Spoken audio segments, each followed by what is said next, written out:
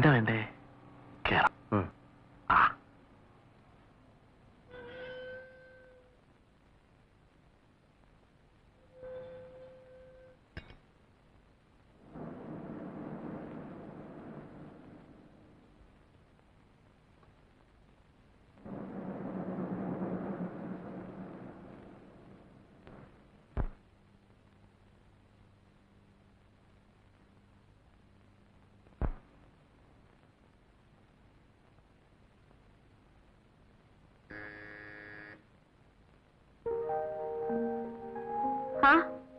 എവിടെയായിരുന്നു നിങ്ങൾ ഇതുവരെ? നല്ല ഫ്രണ്ട്സാ. കല്യാണത്തിന് തന്നെ കണ്ടതല്ലേ? ഗോപുവിനും മീരയ്ക്കും ഞങ്ങളൊരു ബുദ്ധിമുട്ടാവരുതല്ലോ. പിന്നെ പിന്നെ എന്തോന്ന് ബുദ്ധിമുട്ട്? വരും, അകത്തേക്ക് ഇരിക്കാം. അല്ല മീരെ, ഗോപു എഴുന്നിട്ടില്ലേ? ഗോപേട്ടൻ രാവിലെ പോയല്ലോ. എവിടെ? ഹോട്ടലിലേക്ക്. അല്ല, അപ്പോ ഗോപു ഹോട്ടലിലാണോ താമസം? അയ്യോ അല്ല, മമ്മിയുടെ ഹോട്ടലാ അത്. ഇനിയിപ്പോ ഗോപേട്ടൻ വേണ്ട എല്ലാം നോക്കാൻ. ഇന്ന് ചാർജ് എടുക്കുക. ഓഹോ.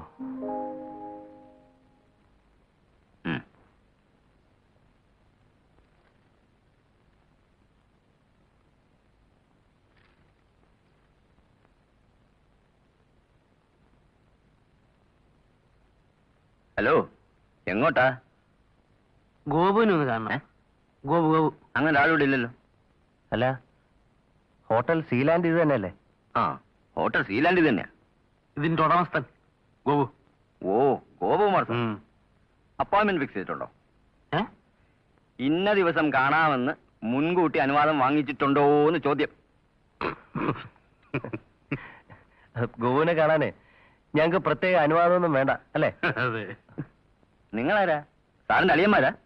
അളിയന്മാരാണോന്ന് ചോദിച്ചാൽ അളിയന്മാരല്ല, എന്നാ അളിയന്മാരാണ് താനും അല്ലേ?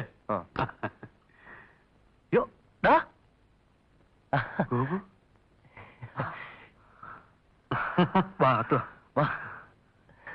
ഒന്ന് കയറുന്നേ. ഇത് കൊള്ളാണോ ഗോപു? നീ അന്നൊരിക്കൽ പറഞ്ഞ പോലെ ലക്ഷ്മി ദേവി നമ്മളെ കനിഞ്ഞ് അനുഗ്രഹിച്ചിരിക്കുക. ഞാൻ കുറച്ച് ദിവസത്തെ ടൂറിലായിരുന്നു. ഇന്ന് വന്നേ ഉള്ളൂ. ഞങ്ങൾ വീട്ടിൽ പോയിരുന്നു, മീരയെ കണ്ടു. അപ്പോഴാ നീ ഇങ്ങോട്ട് പോന്നു പറഞ്ഞത്. നിങ്ങളെന്തിനാ വീട്ടിൽ പോയത്? നേരെ ഇങ്ങോട്ട് വന്നപ്പോഴായിരുന്നു. ഇത് മീരയുടെ ഹോട്ടലാ അല്ലേ? അപ്പോ എന്താ നിങ്ങളുടെ പരിപാടി? ഞങ്ങൾക്ക് എന്ത് പരിപാടി?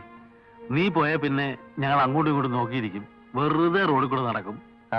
ഞങ്ങളാ മുറി വിട്ട് കേട്ടോ. ഒന്നും രണ്ടുമായിട്ട് എടുത്ത് കയ്യിലുള്ള കാശും തീരാറായി. നീ പോയ പിന്നെ പഴയ തൊഴിൽ നിർത്തി. ഇവരല്ലേ കമ്പനി. ഉള്ളത് പറഞ്ഞ നിന്നെ കണ്ട എന്തെങ്കിലും ഒരു വഴി ഉണ്ടാവുമല്ലോ എന്ന് വിചാരിച്ചാ വന്നത്. നീ ഇവിടെ എന്തെങ്കിലും ഒരു പണി ഒപ്പിച്ചേരണം. എത്ര നാളെന്ന് കരുതിയാ ചുമ്മാ കുത്തിയിരിക്കുന്ന? പണിയെന്ന് പറഞ്ഞാലിപ്പോ ഹോട്ടലിൽ എന്ത് പണിയാണ് നിനക്ക് പറ്റിയത്? അങ്ങനെയൊന്നുമില്ല, എന്ത് പണിയാലും മതി.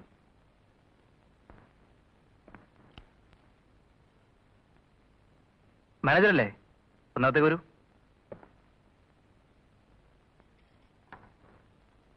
ഗോപേട്ടൻ ചെയ്തത് ശരിയായെന്ന് എനിക്ക് തോന്നുന്നില്ല. അതിലെന്താ അത്ര തെറ്റ്? അതല്ല ഗോപേട്ട, എത്രയായാലും ഗോപേട്ടന്റെ ഫ്രണ്ട്സ് അല്ലേ ചാളി ഉണ്ണിയും. അവർക്ക് കുറച്ചുകൂടെ ഭേദപ്പെട്ട ജോലി കൊടുക്കാമായിരുന്നില്ലേ? ജോലിക്ക് അങ്ങനെ വലിപ്പ ചെറുപ്പമൊന്നുമില്ല. അവരുടെ സ്ഥാനത്ത് ഞാനായിരുന്നെങ്കിലും ഇതൊക്കെ തന്നെ ചെയ്തേനെ. അവൻ പഴയ ഗോപു അല്ല ഉണ്ണി. നിന്റെ സ്ഥാനത്ത് അവനായിരുന്നെങ്കിൽ ഈ സപ്ലൈയുടെ ജോലി ചെയ്യുമായിരുന്നു. ഏയ്, അതൊന്നും നോക്കിയിട്ട് കാര്യമില്ല ചാർലി. എന്ത് ജോലി ചെയ്താലും വേണ്ടില്ല, എത്രയും വേഗം എനിക്ക് എന്റെ പെങ്ങളെ കെട്ടിച്ചയക്കണം. ഉണ്ണി, എന്റെ ശമ്പളത്തിന്റെ പകുതി ഞാൻ മാറ്റിവെക്കാം, നീ മാറ്റിവെക്കണം. അതൊരു നല്ല തുകയാവുമ്പോ നീ നാട്ടിൽ പോയി പെങ്ങളെ കെട്ടിച്ചയക്കണം. എന്താ? നിന്റെ പെങ്ങള് എന്റെ പെങ്ങളല്ലേ ഉണ്ണി? ഉണ്ണി, നമ്മൾ തമ്മിലെങ്കിലും ഒരകൽച്ച ഉണ്ടാവരുത്. ചാർലി, നീ പോയി കിടന്നു. രാവിലെ എഴുന്നേക്കേണ്ടതല്ലേ? സൂപ്പർവൈസർക്ക് താഴെയാ പാവരിച്ചിരിക്കുന്നത്. നിയമങ്ങളും തെറ്റിക്കണ്ട. Good night.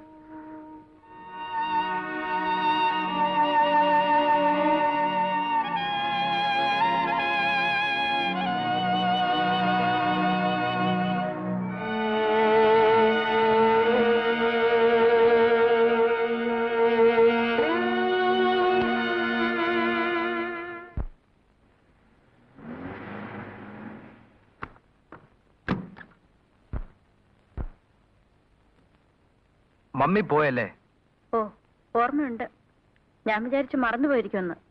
നിന്റെ ഈ സംസാരത്തിന്റെ രീതി അത്ര ശരിയല്ല. എന്റെ സംസാരമാ തെറ്റിയത്. മമ്മി എത്രമാത്രം വിഷമിച്ചു എന്നറിയാമോ? എനിക്ക് വരാൻ പറ്റുന്നൊരു ചുറ്റുപാടായിരുന്നില്ല. എന്ത് ചുറ്റുപാട്? നമുക്ക് ഈ ചുറ്റുപാട് ഉണ്ടാക്കി തന്ന മമ്മിയല്ലേ. മമ്മി യാത്രയ്ക്കാൻ എയർപോർട്ടിൽ വരാതിരുന്നത് ശരിയായില്ല ഗോപേട്ട. മമ്മിയൊന്നും പറഞ്ഞില്ലെങ്കിലും ഗോപേട്ടൻ വരാതിരുന്നതിൽ മമ്മിക്ക് വിഷമമുണ്ടായിരുന്നു. എനിക്ക് വേണ്ടിയെങ്കിലും ഗോപേട്ടനൊന്ന് വരാമായിരുന്നു. ഗോപേട്ടനെല്ലാം അറിയാലോ. എനിക്ക് വരാൻ പറ്റിയില്ല. തീർന്നല്ലോ. പറ്റുകയല്ല സ്വാമി. വെളുപ്പിന് 6 മുതൽ പാതിരാത്രി വരെ സപ്ലൈ ചെയ്തിട്ട് ഒന്ന് നടുവർത്താൻ കിടക്കുമ്പോഴാ വിറകിറക്കണം പോലും. പറ്റുകയല്ല. മദാമയുടെ ചോറ് പള്ളേ കുത്തി തുടങ്ങി അല്ലടാ. മിണ്ടായിരിക്കണം സ്വാമി. മോശാരത്തിനൊന്നുമല്ലല്ലോ, നല്ലോണം അധ്വാനിച്ചിട്ട് തന്നെയാ. മര്യാദയ്ക്ക് വിറക് ഇറക്കുന്നുണ്ടോ ഇല്ലയോ? അല്ല സ്വാമി, വിറക് നാളെ ഇറക്കിയാലും പോരെ? ഒരാഴ്ചത്തേക്കുള്ള വിറക് കീറിയിട്ടിട്ടുണ്ടല്ലോ. വിറക് ഇറക്കിയോ കീറിയോ എന്നൊക്കെ അന്വേഷിക്കാനാ മാനേജറായിട്ട് ഞാൻ ഇവിടെ ഇരിക്കുന്നത്. എന്ത് വേണമെന്ന് ഞാൻ തീരുമാനിച്ചോളാം. തീരുമാനിച്ചോ? പാതിരാത്രി വരെ ജോലി ചെയ്തിട്ടേ പിന്നെയും വിറകിറക്കണം എന്ന് പറയുന്നത് ശരിയായ തീരുമാനമാണോ? ഓ, അപ്പൊ നിയമാവലികളുമൊക്കെ ആയിട്ടായിരിക്കും ഇങ്ങോട്ട് വന്നിരിക്കുന്നത്. ആ, ആണെന്ന് വെച്ചോ. ഞാനേ ഗോവിനോട് നാളെ സംസാരിച്ചോളാം. സ്വാമിയുടെ പാട്ടിന് പോയിട്ട്. ഞാൻ എന്റെ പാട്ടിന് പോക്കോണം സാർ. ഇതുവരെയും ഒരു സപ്ലൈർ എന്നെ ഭരിക്കാൻ വന്നിട്ടില്ല. അതിനുള്ള അവസരം ഞാൻ ഒട്ടുണ്ടാക്കി കൊടുത്തിട്ടുമില്ല. ഇത്രയും നാളും ഈ ഹോട്ടലിലെ കാര്യങ്ങളൊക്കെ ഞാൻ തന്നെയാണ് നോക്കിക്കൊണ്ടിരുന്നത്. സപ്ലയർ പറയുന്നത് കേട്ട് ജോലി ചെയ്യണമെന്ന് വെച്ചാൽ അത് വലിയ ബുദ്ധിമുട്ടാ. ഇക്കണക്കിന് നിയമാവലിയുമായിട്ട് ജോലി ചെയ്യാൻ നിൽക്കുകയാണെങ്കിൽ ഒരാഴ്ചയ്ക്കാം യൂണിയനാകും, നമുക്കിതങ്ങ് അടച്ച് പൂട്ടുകയും ചെയ്യാം. ഉണ്ണിയെ ഞാൻ വിളിക്കുന്നു പറയും.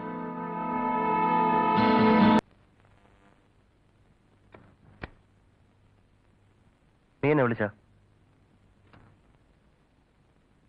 ഇന്നലെ രാത്രി നീ വലിയ ഭരണമായിരുന്നു കേട്ടു. എന്ത് ഭരണം? മാനേജറെ നിയമം പഠിപ്പിച്ചെന്നോ യൂണിയൻ ഉണ്ടാക്കാൻ പോകുന്നെന്നോ? ഗോപു, ഞാൻ വേണ്ട, എനിക്കൊന്നും കേൾക്കണ്ട. അത്രയ്ക്ക് വലിയ കടപ്പാടൊന്നും എനിക്ക് നിന്നോടില്ലല്ലോ. പിന്നെ പരിചയപ്പെട്ട സ്ഥിതിക്ക് തെണ്ടിത്തിരിയേണ്ടെന്ന് കരുതി പിടിതം. എനിക്ക് സപ്ലയറായ ജോലി എന്നതിൽ ഇത്രത്തോളം ഔദാര്യം ഉണ്ടാകുമെന്ന് ഞാൻ കരുതിയില്ല. ഔദാര്യം ഉണ്ടടാ. ഒരു ചായ കുടിക്കാൻ ഗതിയില്ലായിരുന്നവനെ കൂടെ കൊണ്ടു നടന്ന് ചാപ്പാടും വാങ്ങി തന്ന് ജോലി ഉണ്ടാക്കി തന്നത് ഔദാര്യം തന്നെയാ. ഒരു മുതലാളിയെ പോലെയാ നീ ഇപ്പൊ സംസാരിക്കുന്നത്. ഓ, ഞാൻ മുതലാളിയായി പോയതിൽ വലിയ മനപ്രയാസം ഉണ്ടല്ലേ? സൗകര്യം ഉണ്ടെങ്കിൽ മാത്രം ഇവിടെ ജോലി ചെയ്താൽ മതി. ഇവിടുത്തെ ജോലി നിനക്കൊരു ജീവിത മാർഗമാണെങ്കിൽ മാത്രം. എന്നെ ഉദ്ധരിക്കാൻ വേണ്ടി ഒരുത്തരും ഇവിടെ ജോലിക്ക് നിൽക്കണ്ട. നീ നന്നായി സംസാരിക്കാൻ പഠിച്ചിരിക്കുന്നു. സത്യത്തിൽ എനിക്കിപ്പോ നിന്നോട് അസൂയ തോന്നുന്നു. ഇപ്പോഴത്തെ സ്ഥിതിയിൽ ഒരു ഹോട്ടൽ സപ്ലയറുടെ ജോലി എനിക്ക് വളരെ വിലപ്പെട്ടതാണ്.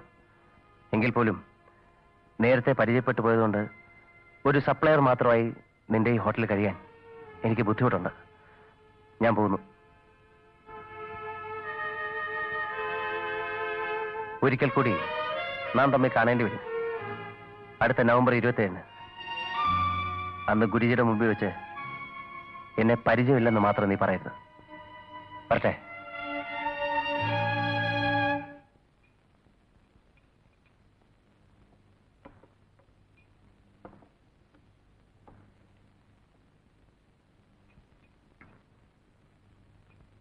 ചാർലി,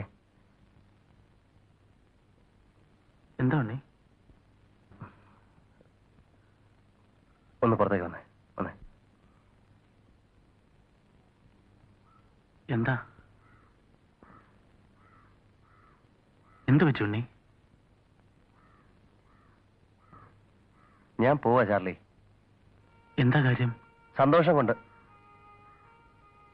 നമ്മുടെ ഗോപു താഴെന്ന് പറഞ്ഞ പോലെ വലിയ മുതലാളിയായിരിക്കുക.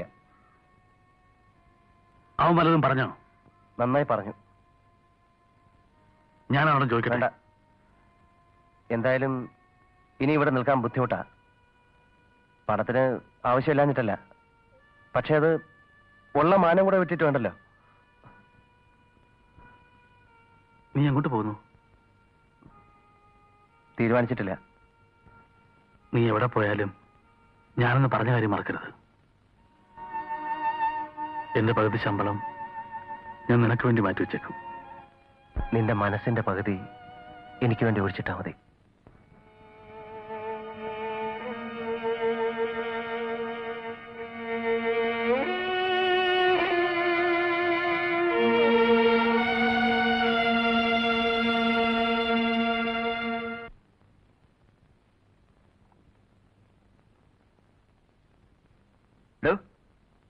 ഞാൻ എഴുതിയ പർച്ചേസ് ലിസ്റ്റിൽ വെട്ടാനും വരയ്ക്കാൻ തന്നോട് ആര് പറഞ്ഞു?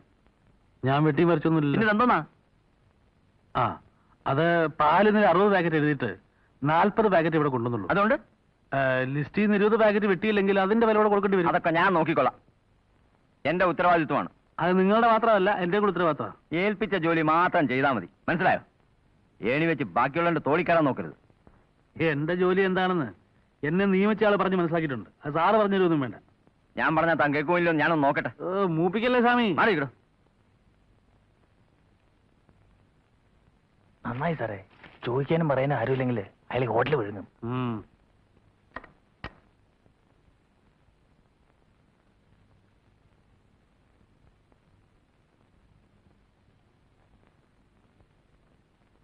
എനിക്ക് നിന്നോട് ചില കാര്യങ്ങൾ പറയാനുണ്ട്. അതിനു മുൻപ് എനിക്ക് ചില കാര്യങ്ങൾ നിന്നോട് പറയാനുണ്ട്. ചാർലി, ഈ ഹോട്ടൽ എന്നൊക്കെ പറയുന്നത് ഒരു കൂട്ടായ പ്രസ്ഥാനമാണ്. ബഹുമാനിക്കേണ്ടവരെ ബഹുമാനിക്കുകയും അനുസരിക്കേണ്ടവരെ അനുസരിക്കുകയും വേണം. ഞാൻ കഴിഞ്ഞാൽ പിന്നെ ഈ ഹോട്ടലിന്റെ ചുമതല മാനേജർക്കാണ്. എന്നെ നീ ബഹുമാനിക്കണമെന്ന് ഞാൻ പറയുകയല്ല, പക്ഷേ മാനേജറെ നീ ബഹുമാനിച്ചേ പറ്റൂ. അത് ഈ ഹോട്ടലിന്റെ അച്ചടക്കത്തിന് അത്യാവശ്യമാണ്. രാവിലെ കാണുമ്പോൾ ഒന്ന് വിഷയം എന്ന് വെച്ച് പ്രത്യേകിച്ച് കുറവൊന്നും വരാനില്ലല്ലോ.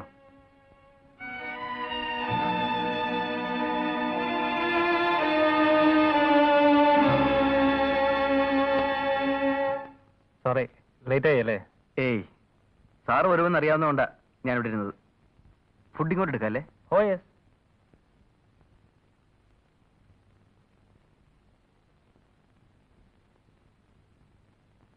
ചാർലി, ഞാൻ നേരത്തെ പറഞ്ഞ ഓർഡർ റെഡിയല്ലേ? അതെ.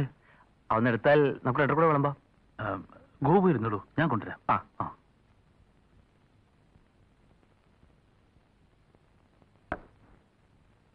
വെയിറ്റേഴ്സ് എല്ലാം ഉറങ്ങി. സൂപ്പർവൈസർ തന്നെ സെർവ് ചെയ്യാന്ന് പറഞ്ഞു. ഓ, മമ്മി പോയിട്ട് ലെറ്റർ ഒക്കെ വന്നു? ആ, കഴിഞ്ഞ ആഴ്ച ഒരു ലെറ്റർ വന്നിരുന്നു. സുഖം തന്നെയാണല്ലോ അല്ലേ? ആ.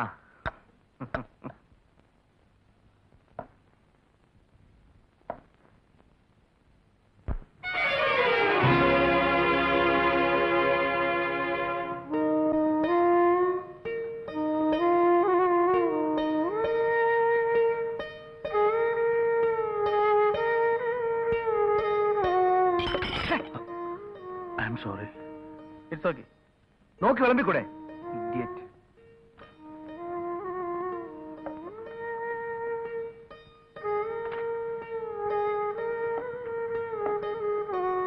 പൊയ്ക്കോ, ആവശ്യമുണ്ടെങ്കിൽ വിളിക്കാം.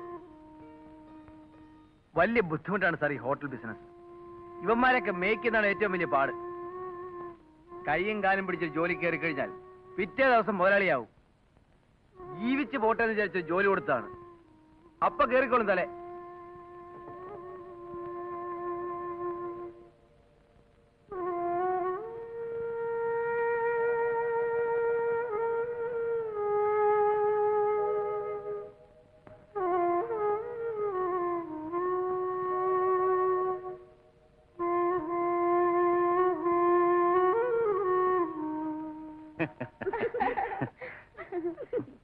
Come on. അകത്തേക്ക്. ഹലോ. ഹലോ സാർ, ഞാൻ നേരത്തെ പറഞ്ഞ കോഹിനൂരിലെ ക്യാബറ ആർട്ടിസ്റ്റ്. ആ. ഇത് സെലീന, ഇത് ഷീല. അങ്ങോട്ടിരി. എല്ലാം ഞാൻ പറഞ്ഞ് ഫിക്സ് ചെയ്തിട്ടുണ്ട് സാർ. ഞാനൊന്ന് പുറത്തേക്ക് ഇറങ്ങിയിട്ട് വരാം. സാറ് സംസാരിച്ചിരിക്കണം.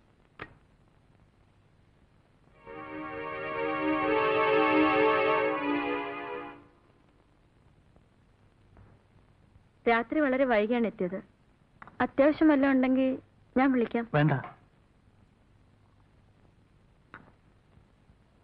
മീരി ഒരു കാര്യം പറഞ്ഞാൽ മതി. എന്താ? ഞാൻ ഈ ജോലി വിടുകയാണ്. അതെന്താ ചാർലി?